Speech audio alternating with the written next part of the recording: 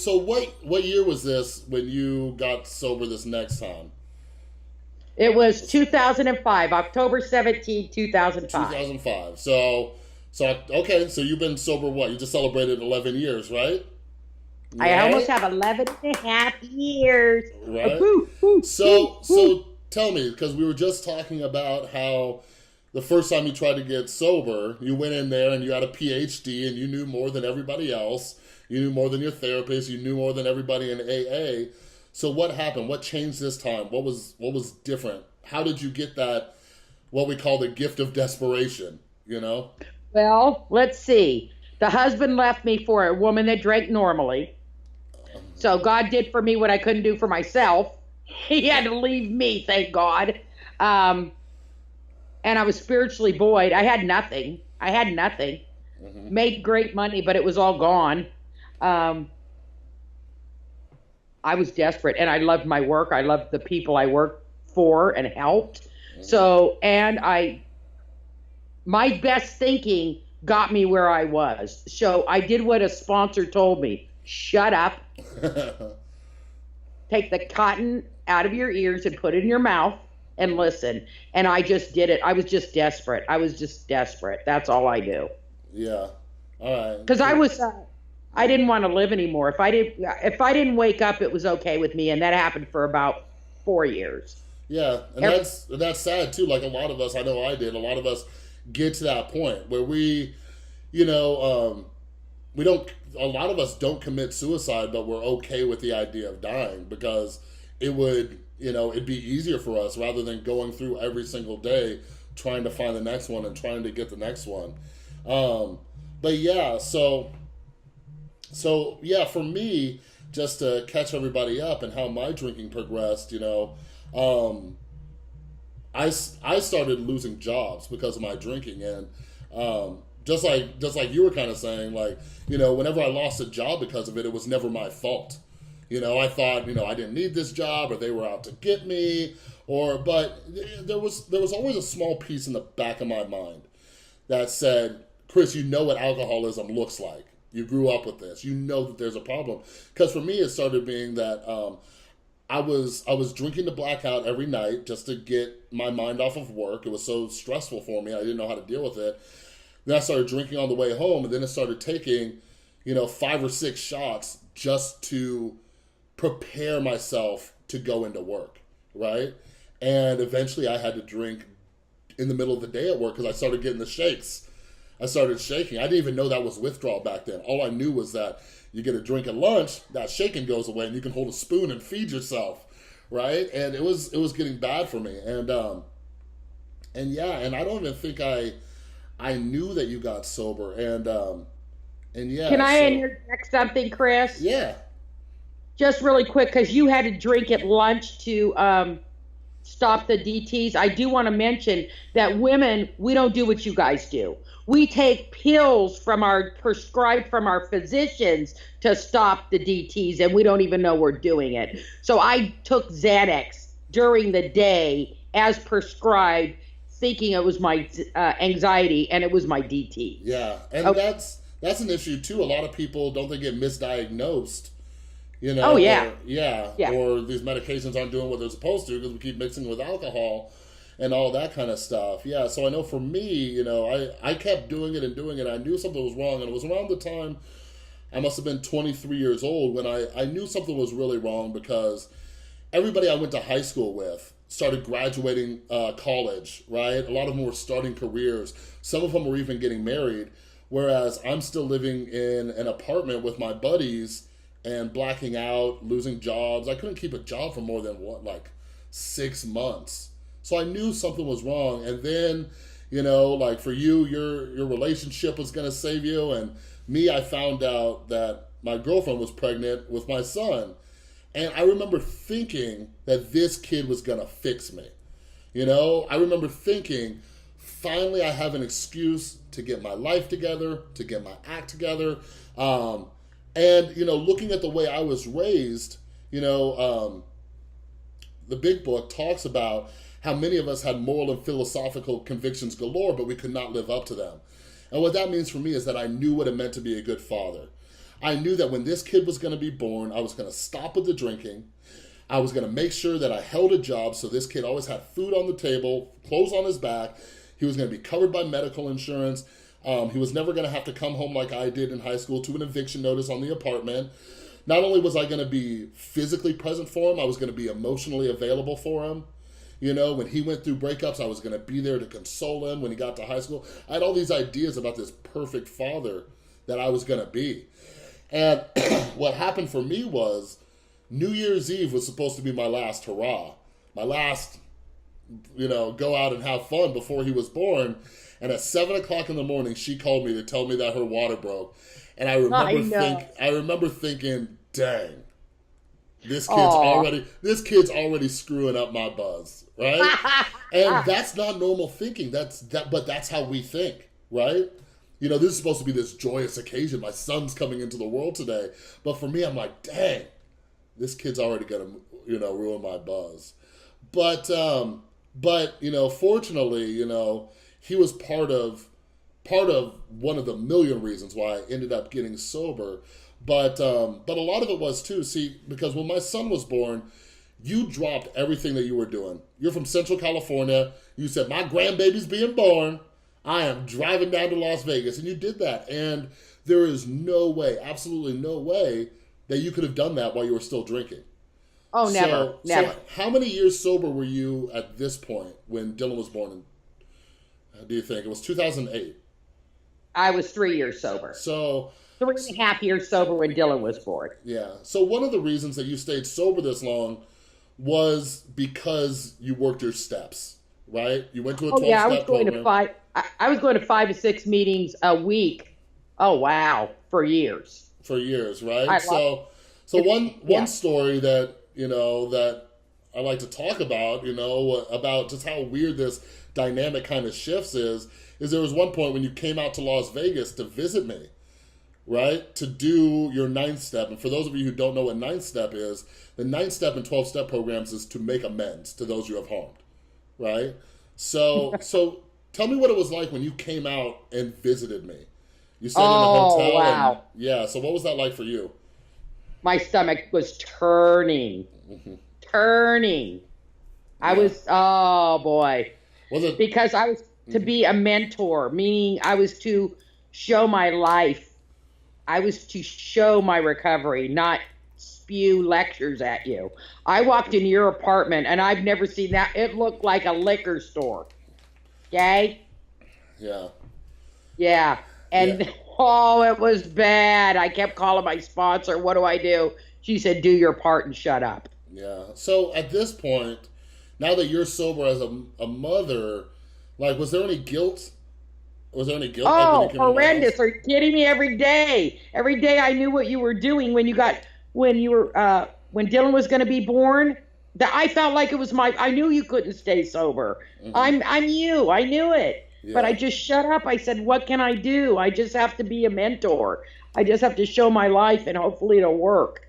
Yeah. Help him. So on your last day of the visit, you asked if we can go get breakfast because you wanted to talk. And at the apartment I lived at this time, the one where my mom walked in and it looked like a liquor store, there was a bar across the street. And and that I like to go get breakfast there, but we live in Las Vegas, so bars in Las Vegas, you get food, you can drink. So we went there, and even though I knew my mom had gotten sober, I started ordering drinks first thing. So my sober mom's sitting there, and she actually came to do her 9th step. And for me, at this time, I just thought it was weird that you came to, like, where my head was at. First off, I thought it was weird that you came to visit me, right? And then all of a sudden you started apologizing to me just about, the past, and I just remembered, and just for anybody out there too who gets sober, and we'll talk a little bit more about this later, like, I remembered similar apologies before while you were drunk, so I didn't really understand what was happening. I thought you just flew out to Vegas because maybe you felt guilty. I had no idea what 12-step programs were. I didn't know what you were doing. So I'm just sitting there, and you know what's interesting, too? It was almost like, because I was worried you were going to lecture me. I It's like, oh, here, my mom came to town to help me fix my life, you know. And there's a part in the big book during Bill's story where he talks about how his sober friend comes over and starts talking about this program. And he's like, you know, I got enough, you know, booze to last me through this, you know, but there was no lecture, you know, that's all it was. And I was just like, huh. But, you know, I do remember too, I do absolutely 1,000% remember, even though I was in a bad place, when you came down when Dylan was born. And you came down a few times before that too. And I remember seeing a change in you. I remember saying, like, this is the mom I vaguely remember from when I was a kid. You know, I remember you being there. I remember you having that personality back. I remember you just being there. And I was like, this is interesting, you know. But for some reason, it didn't click in my head yet. Like, I didn't know that that's what I wanted. You know what I mean? I didn't know that that's what I needed too. So what ended up happening was around this time, you know, I couldn't stop drinking after my son was born. And my son's mom, while we were still together, you know, right after he was born, she threatened to leave me, right? She found out that I was still drinking after work. I was coming home drunk and all these things, and she threatened to leave me. And that's when I was introduced to painkillers really heavily. I started using prescription opiates. I was finding them or buying them or, you know, going to the doctor and getting prescriptions. And for me, it was better. It was better because I wasn't hungover. I kind of had more control. You know, I could do it more discreetly. You could just pop a pill. It looks like I'm putting in a Tic Tac, right? And all that kind of stuff. But all I did was switch from one to another.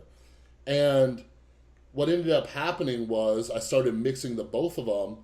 And then when I was about, I think Dylan was about 6 months sober, one of my best friends in the world came to visit Dylan, and she thought that I was better, but I had just switched from alcohol to pills, and me and her had drank a lot together and talked about getting sober. And 2 months later, she passed away, right? And that was a big moment for me because I saw what it can do. Now that I'm a father, I saw it because she was only 24 years old when she died.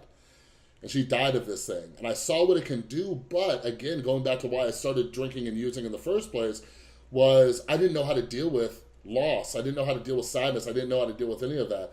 So my emotions got worse. And eventually I ended up getting a job in California. And I packed up my family. I moved out there. I was in Fresno, where you're at. And I had a job, and things were still very bad for me. And then my son's mom, again, found out how much I was drinking. And so one night, me and her got into a fight. She was threatening to leave and take my son back to Las Vegas. And I remember saying, nobody's going to tell me not to drink. So I went and got more to drink. But when I came back, you and her were sitting there. Right? And she told me if I don't go to Alcoholics Anonymous, she's going to leave. And I remember saying, see ya. So what was that like for you at that point? Ooh. Ooh. That was bad. All those times were bad because I had to really sit and just really try to get out of I knew I couldn't save you, but what I could do was not enable you, and that's allow you to continue to have bad behavior, especially in front of my grandson, okay? So when I came there, I was like, if he doesn't want to go to AA, you're more than welcome to stay at my house. I couldn't save you, and it was killing me. I just wanted to yell and wring your neck is what I wanted to do, right? But it wasn't going to work. Yeah. I had to work my program really, really hard to keep my mouth shut. Yeah. So what ended up happening was I think she gave me a deadline. This was on a Monday or Tuesday, and she gave me a deadline until Friday. And I was a very stubborn, thick-headed. I think I got it from you, like all my stubbornness, right? Because I know what's best, and I'm always right? And but finally, it was on Friday, and I think a lot of us do this. And I basically said, if it'll shut you up and get you off my back, I'll go to AA, right? And that's what I did. And I went in there with a lot less credentials than you did. But the second I went in there, I said, I don't need to hear any of this stuff, you know? I pretty much just went in there and zoned out and stared at the clock.